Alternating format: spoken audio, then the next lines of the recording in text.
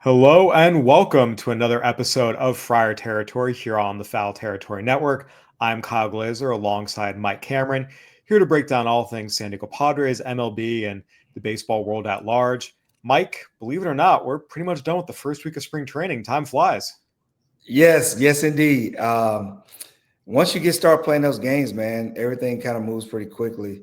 And obviously, when you start to play the games, the days become a little bit longer.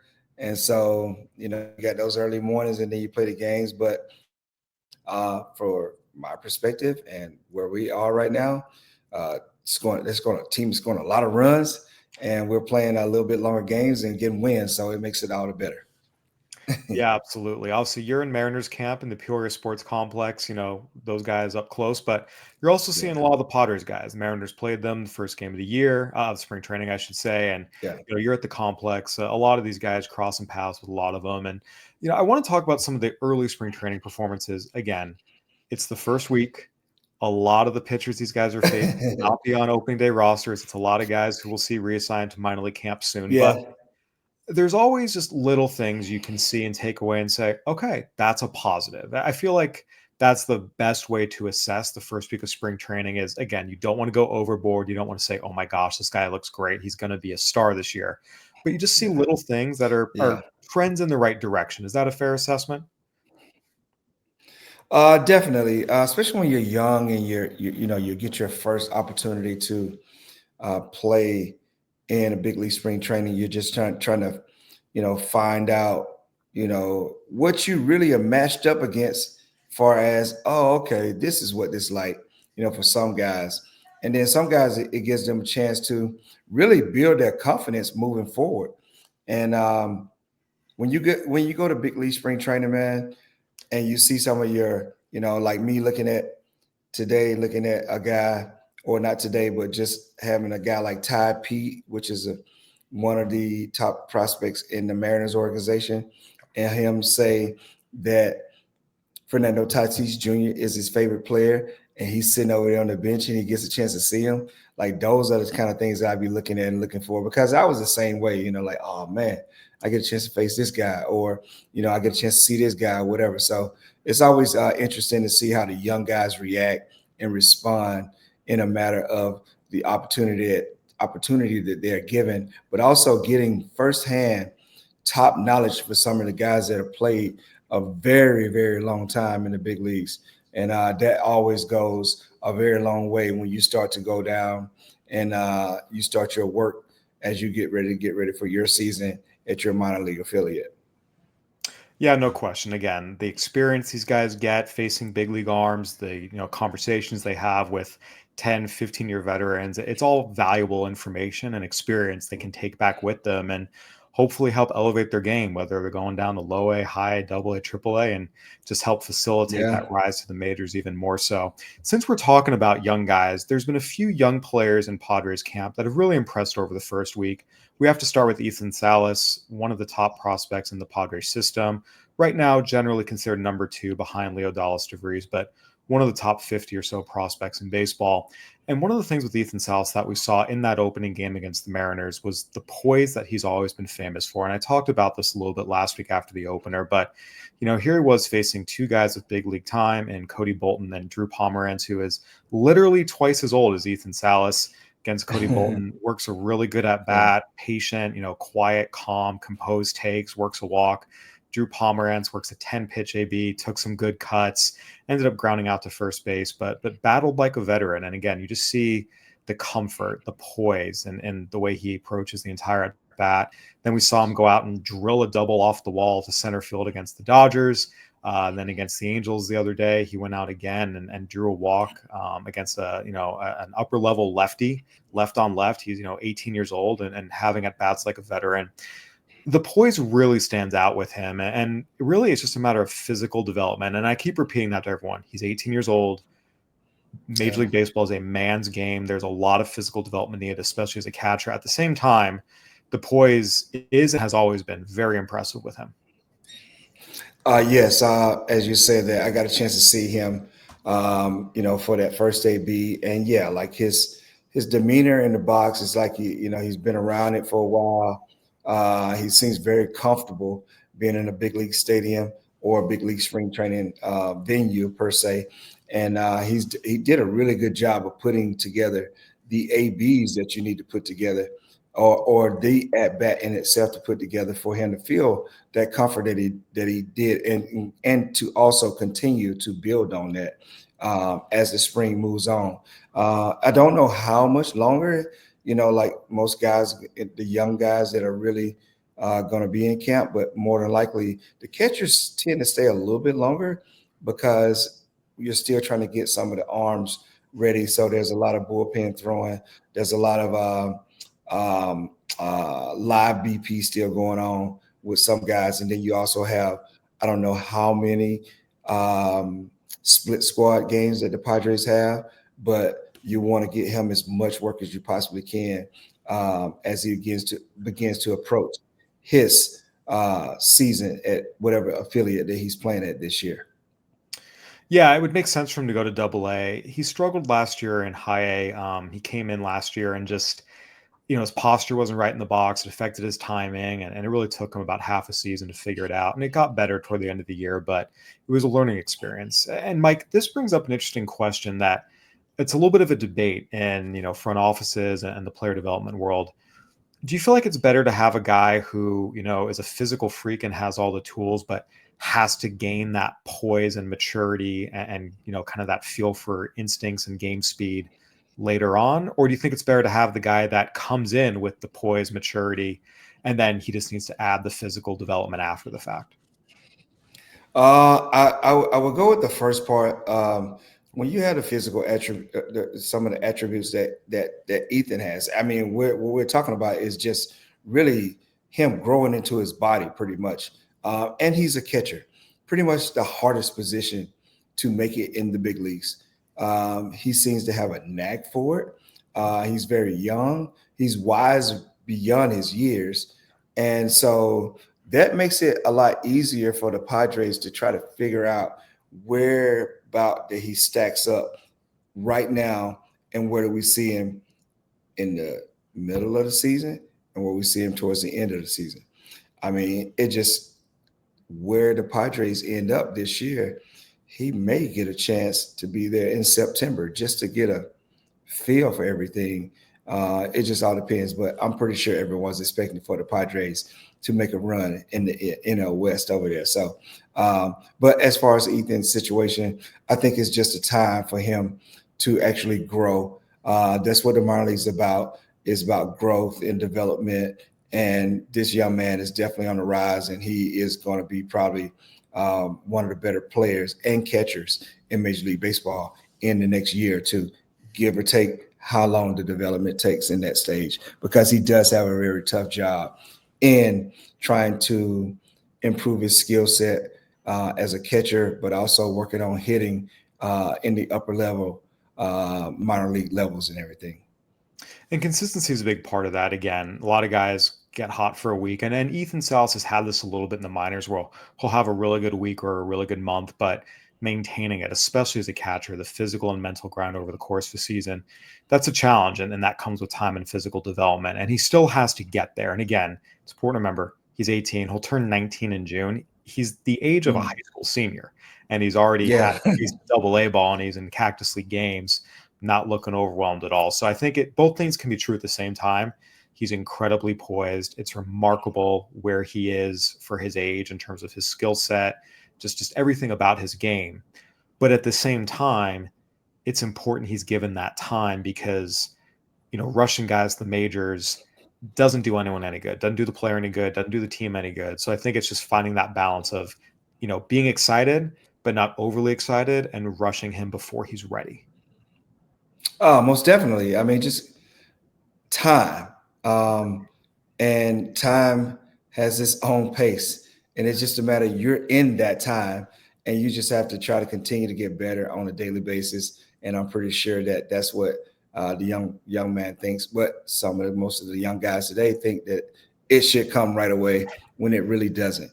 Baseball is definitely about development, and it's basically about how he develops on his own schedule as to how the management sees him as he continues to progresses and move forward to getting closer to being with the San Diego Padres themselves. Yeah, I have to say, left on left, facing out Drew Pomeranz working a 10 pitch AB. It's darn impressive. It's fun. It's Yeah, fun to watch competitive ABs like that. definitely. I mean, that's really what you want in spring training, is just try to put competitive ABs together. And obviously, look, the human nature side of everyone wants to have some very good results in those things. But if you understand what it is for you and what it means for you, it's about the competitive at bats that you have and some of the pitchers that you haven't seen, and getting a chance to have some at bats, get some big league pitching, and some guys that you give yourself your own little grade as to how you manage yourself facing some of these guys, and it will get better as he continue to show and get at bats in the Cactus League moving forward. Yeah, certainly, again, a very impressive first week for Ethan Salas. Another young player that we've talked a lot about and is now starting to show really, really well here early on is Tirso Ornelas. Again, we talked about him, Padres reigning minor league Yeah. player of the year. Has had a long, winding road through the minors. Again, back a few years ago in Lake Elsinore, he was hitting 220. The Padres sent him back down to Arizona to completely rework his swing. He's gone through, swing changes. He's battled back through injuries. He's had a long and winding road. And again, there was a point where even people in the Padres organization were questioning whether he'd ever get out of AA. And to his credit, he has put in the work. He has maintained a great attitude the whole way through. He's the kind of guy that his teammates love and everyone in the clubhouse loves him. The opponents love him. And now we're starting to see everything come together. He started tapping into his power last year a little bit, but more, I should say a lot more at AAA El Paso. It's been a very impressive first week of camp for Tirso Ornelas. Again, you don't want to go too crazy. The arms he and everyone else are facing are guys who will be reassigned to minor league camp soon. It's a whole different ballgame once you start facing big leaguers who are ramped up and ready to go, toward the end of camp. But I think what has stood out to me about Tirso Ornelas is a few things. One, he's in fantastic shape. He's always been a big, strong guy, 6'3", but he's come in looking lean and a little sprightly. He's, moving really well in the corner outfield. There's a play against the Angels. Cole Fontenelle hit a double into the gap and is more toward the center fielder. And he got over there darn quick. And then, was able to, was there to back up and get the throw in, which I thought was heady. He had a big home run the other day against the A's, had a double against the Angels. It was a fly ball double that Joe Adell kind of lost in the sun, but it's still hard contact back up through the middle of the field. We talked about coming into camp, young guys trying to prove themselves and trying to win a job. The Padres signed Jason Hayward. They signed Connor Joe. That's probably going to be their left field platoon. But the way Tirso is playing right now, I feel like there's a case to be made. He might make the opening day roster, and maybe he's the less strong side of that platoon with Connor Joe, and Jason Hayward's at DH. He looks really good this first week. Yeah, I also saw him I have a couple of bats in the big league game against our guys. And, I think, when you see guys who've kind of been through some things and they're finally in a position to say, okay, I got a little control over what can possibly happen here. So your focus is a little more intent on having more and more of the quality at bats on a daily basis, knowing that you're just this close. But at the same time, it just depends on the health of the other guys for the most part, because that's a reason why you brought those guys in. And he may more likely start out in AAA again, just in case something happens, just in case also to continue to have their bats, unless he just completely blows them out of the water in spring training.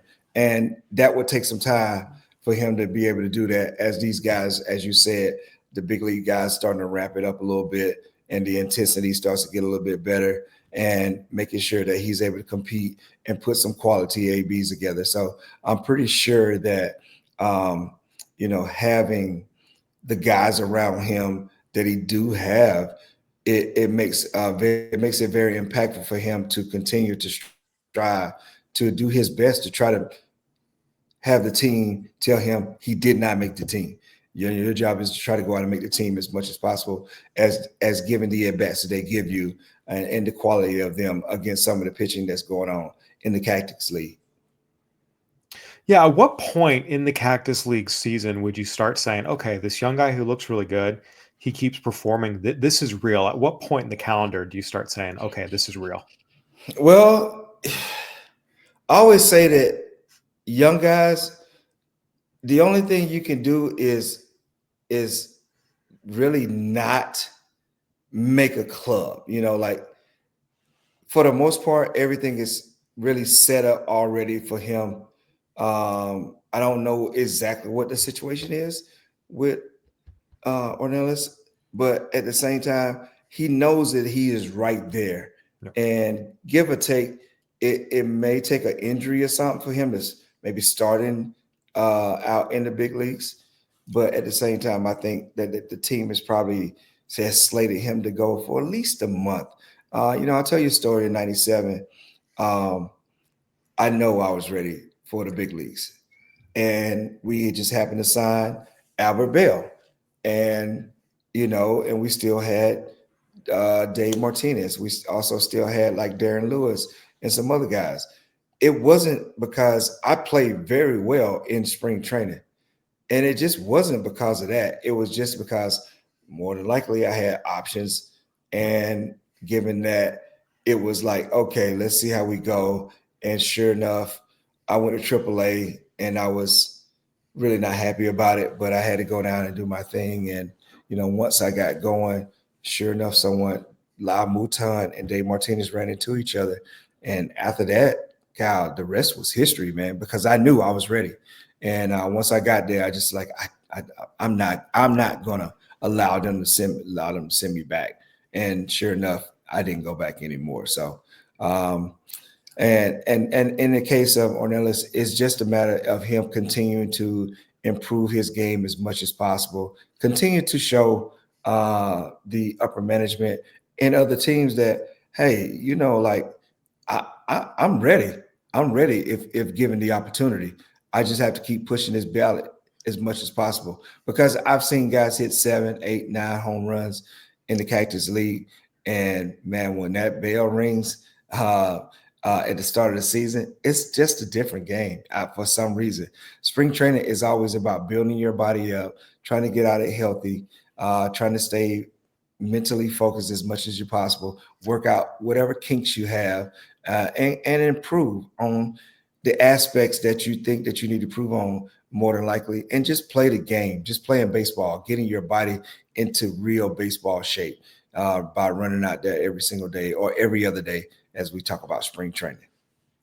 Yeah, exactly. And again, that's where it's always important never to go crazy over spring training results. It's more just looking for little improvements, little things. And I think that's where, again, if you're Tirso Ornelas, you keep seeing a positive upward trend and a good start to spring training in the Cactus League. Again, not looking overwhelmed against the Angels. He was facing a funky lefty with all kinds of arms and legs coming at him. And again, some Yeah. really good takes, just little things like that. It's, tough ABs and he looks the part. I think, like you said, it's a good point that even if he doesn't make the club, and that's very, very likely, just given he has options, he's not on a major league deal, while the Padres Yeah. have a lot of guys who are in big league deals or Yeah. are out of options.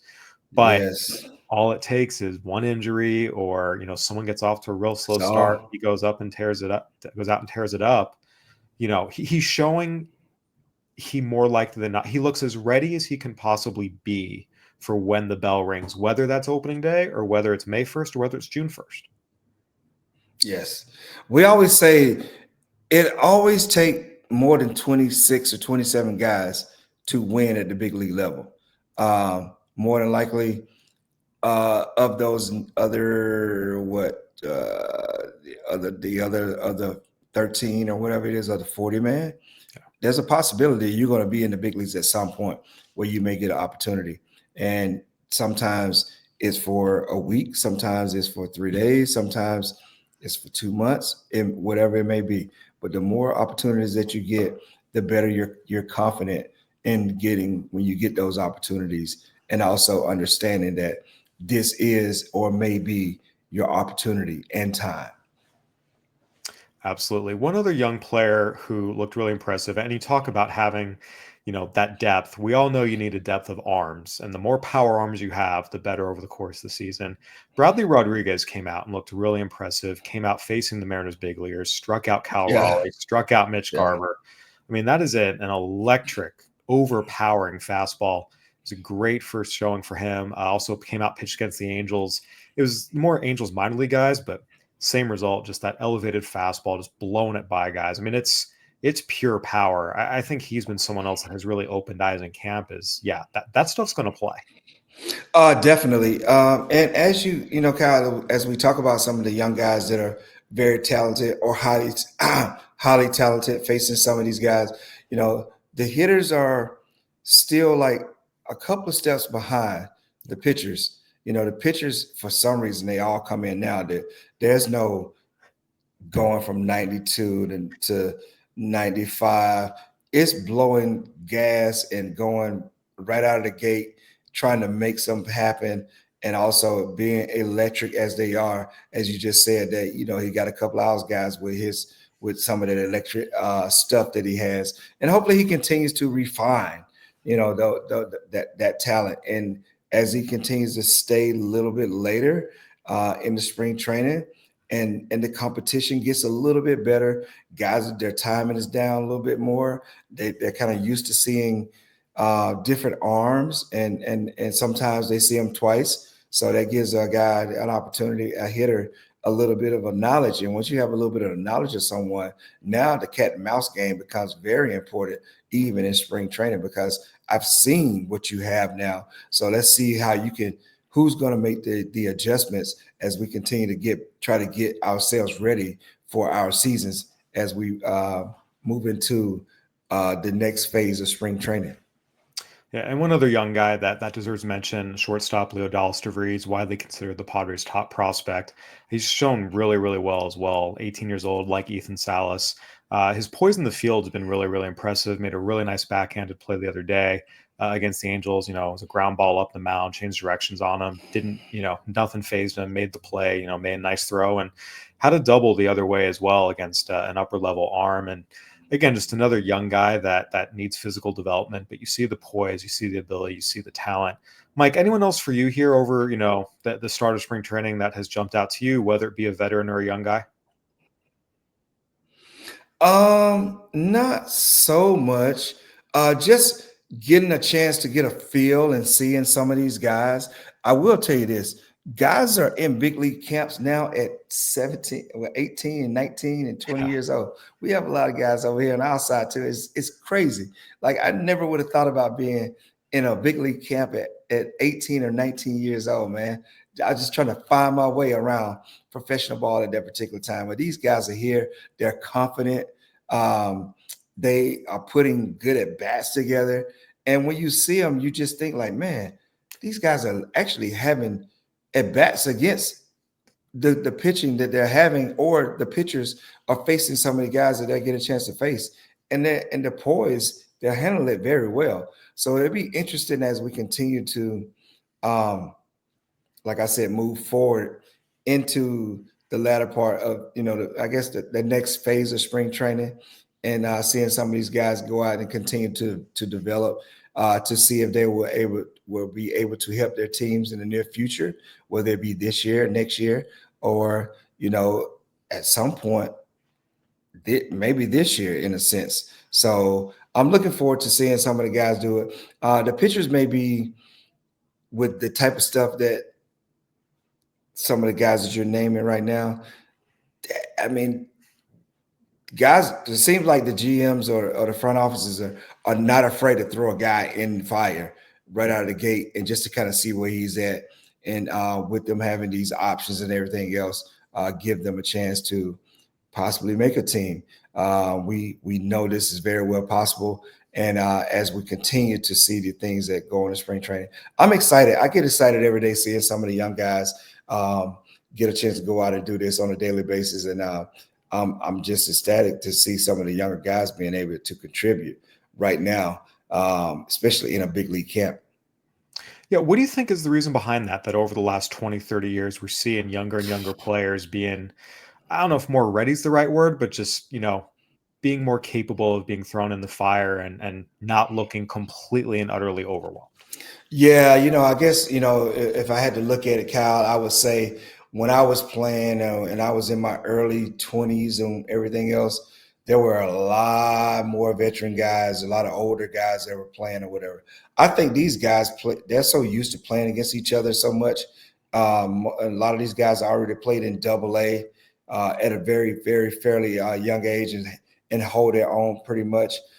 It just was a more of a slower development, a slower learning process, unless you were super elite to stand out amongst many other minor leaguers or guys that were much, in your age level or your I would say your level of play.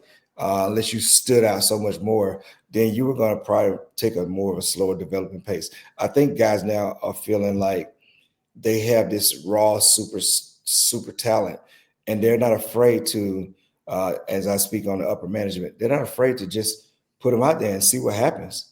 It was more so you need to be ready when we call you up when I was playing, or you need to have a more, your game should be more polished and more complete. Now it's raw, and we'll fix it on the way as we continue to go, because I think all the guys now are being pushed at a different level now than it was in the past.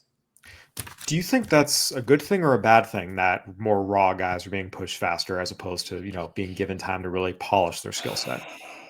Well, I think I I don't want to sound like the old man on the porch talking about this, but in my day, I guess in my day and time, it was about being more complete with your game to assist or help out the big league club. I think now it's more about just talent, more raw talent in here, and we're just going to find out who's the best talent, and we're going to put them out there, and we're going to find out they're going to be individualized. It's going to be more individualized, so they're going to know more about themselves and just being able to do it in that manner. But I will say that I'm hoping that more than likely when guys get up to the big leagues, they're not worried about them being as polished as they once were. It's like show and go now, and just let them go out there and do their thing. And most of these kids that come up now have all been, into these perfect game situations, and they all have understood that they're super talented, and everyone is graded on these scales. And I think that has a lot to do with it. The analytics, where you have these crazy numbers, it makes them think that, he may be a guy that can be the number 2 or 3 guy in the bullpen or whatever. So, and as a hitter, I just think it's just, if you have this raw talent, raw power, elite bat speed per se, guys are being able to do it. They just allow them to go do it. And once again, I had to be able to run. I had to be able to bunt. I had to be able to play defense very well. I had to understand something about me as a hitter that will accommodate the team in that manner. And also, with all that being said, you are talented enough to compete at this level. It's just how you're able to do it mentally, and how you're able to handle the situation and the speed of the game as it tends to get a little bit faster as you move up more and more. Speaking of helping these young players, make the adjustments as they move up, you're in the trenches doing just that. Your special assignment with the Mariners. A lot of times we see ex-players coming out and serving as essentially these, guest coaches, if you will, working with young guys in camp. What is your day like? So I think a lot of people on the outside don't fully understand what the role entails. Take me through, Yeah. your day by day. What are you doing in Mariners camp right now? What does the job entail? Well, the first thing is we have a 7:30 staff meeting every morning. So, and after that, it's either assisting with early work, in a sense, in some guys that may be struggling in something, or they just need some extra work on that. So you're available for that. And obviously, I'm an outfielder, so I'm with the outfield guys more than anything. We always are trying to help out guys get better, improve their game defense, and then we're just around. We're just around for conversation. We're around for everything, and we also go to all the games to you know get intel about the players and understand what they are. Try to help out. One of the young kids that I'm helping out now, who switched from shortstop to center field to accommodate his talent, that's Ty Pete. And so he's always, when he comes over, he's always asking me questions because he don't know the hitters in the big leagues. And so he's still, and with all of that, he's still learning himself. He's still trying to learn a new position, but he has dedicated himself to being one of the top center fielders now. And then, just reminding guys like Julio Rodriguez, Victor Robles, Rosarina, and some of the veteran guys who've been in and done it a lot and so many times. We have a very good group of outfield coaches per se, because everybody played in the big leagues.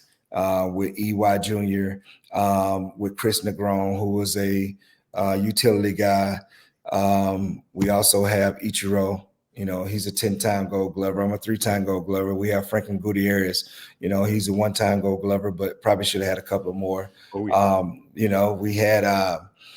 We also have Michael Saunders now, who's the base running outfield coordinator. So we have a good core group of people, and we also have some younger guys that are there that are trying to just continue to hone their skill set on a daily basis. We got a lot of upper level prospects per se in the outfield, so it's always kind of good to be able to mesh with those guys on a daily basis. And for me, I'm going to be, and I'm the split squad manager, so I'm always watching everything. So I'm always excited about that and being a part of this on a daily basis, man. This is the chance you get a chance to rub elbows with everyone, see your old friends and all this out here in Arizona. So I'm always excited about the day to get a chance to go and do it. We played the Dodgers today, and Dave Roberts in San Diego was my left fielder. So I got a chance to talk to him a little bit. So it's always good on all facets of it. And then we don't really have much downtime, but obviously right now as much downtime as there, but we spend most of our day at the ballpark on a daily basis.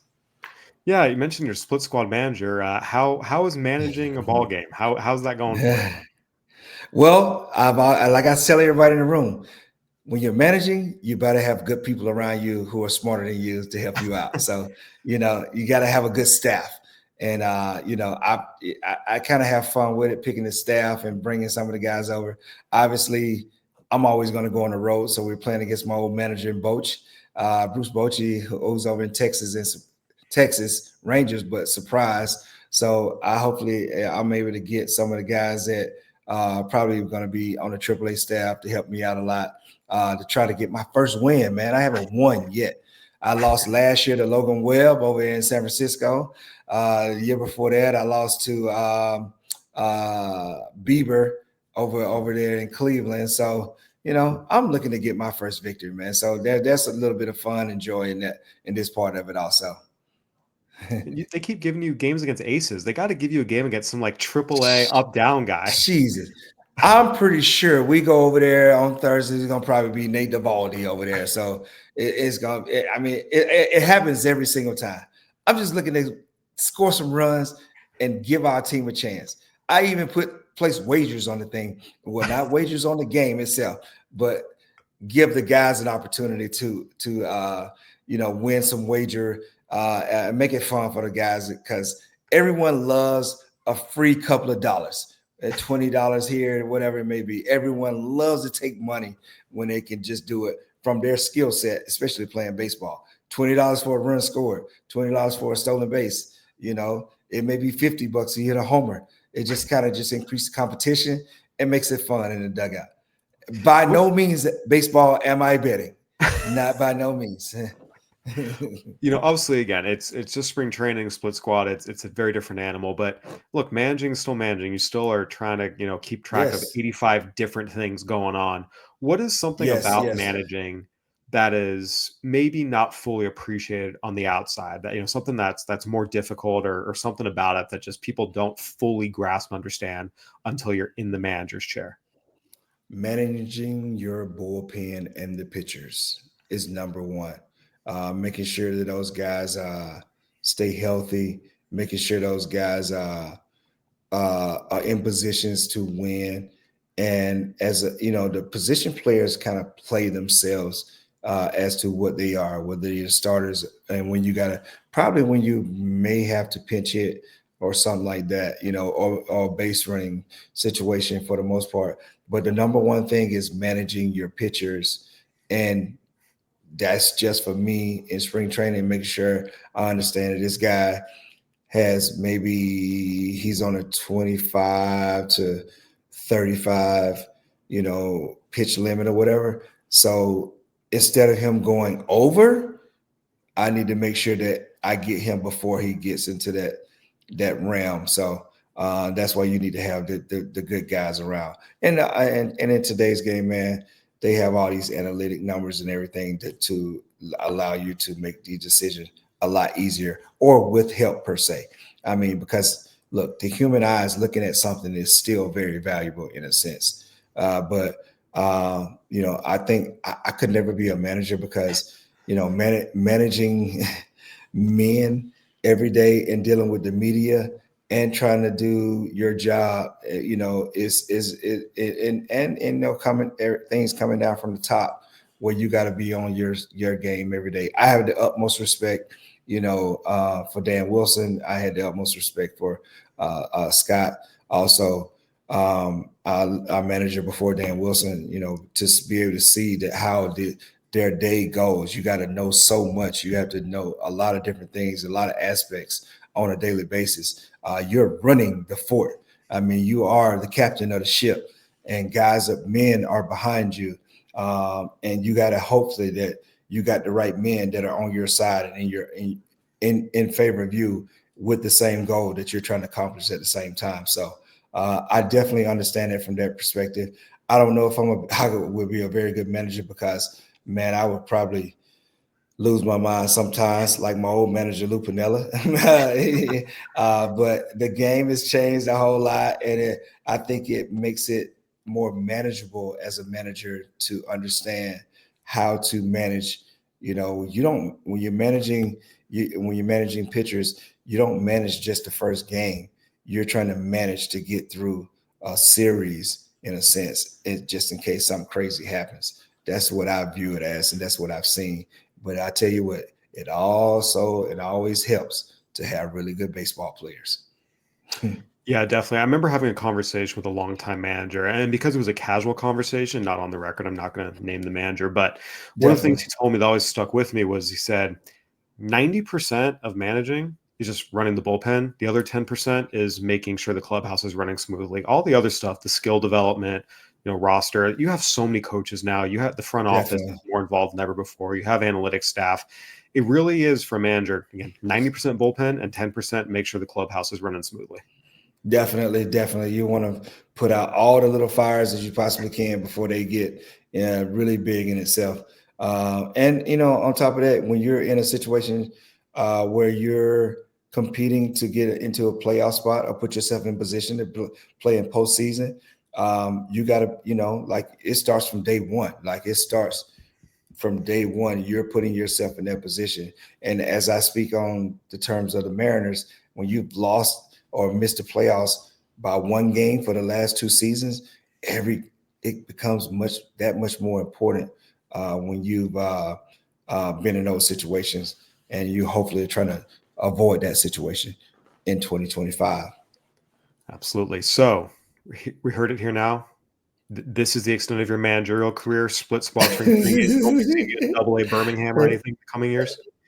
No, I don't think so. I really don't. I don't think so. I don't think I'm cut out to do this, Cal. I mean, it's to do it for a day or a couple of days here and there.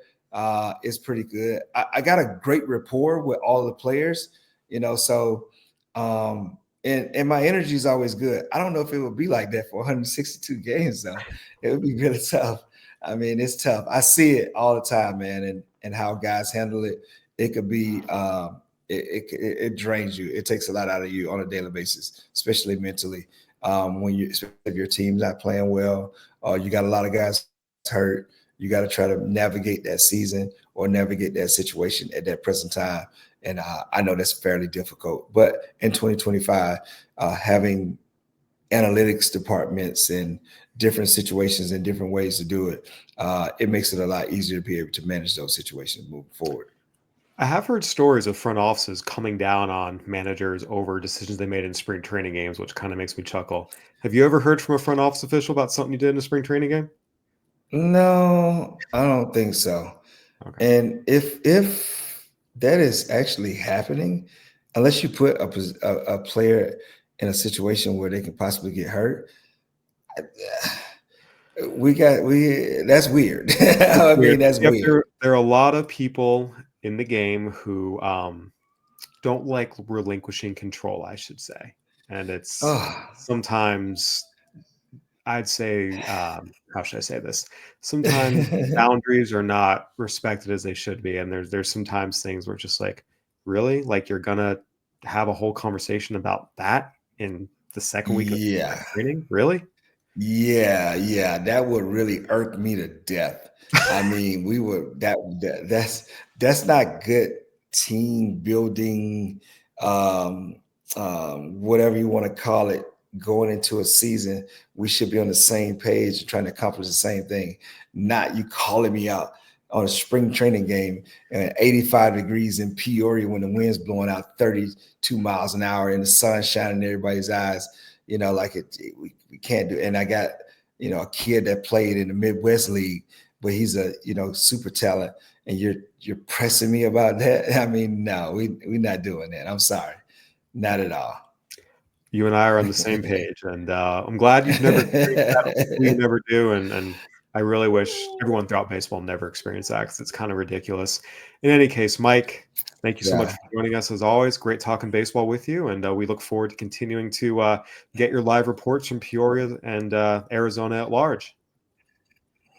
definitely, Kyle. I definitely will. I may even film some of the game. We're playing that 6:40 game against the Padres. So it'll be nice. It'll be the first night game too. So we'll see how it goes. I tell you what, Manny looks good. Manny Yes. Machado looks very good so Yeah. far. Yeah, I mentioned that on He a little looks podcast I solid. did. That smooth, easy, powerful swing, low effort, and it goes Yeah, 420. That's the best yeah, version of Manny. And if he's as healthy as he can be, there's no yeah. question we're looking at an MVP contender, and that's obviously an outcome the Padres would certainly love and would only help their playoff chances moving forward. Definitely, definitely. All right, everyone. Well, that'll do it for another episode of Friar Territory here on the Foul Territory Network.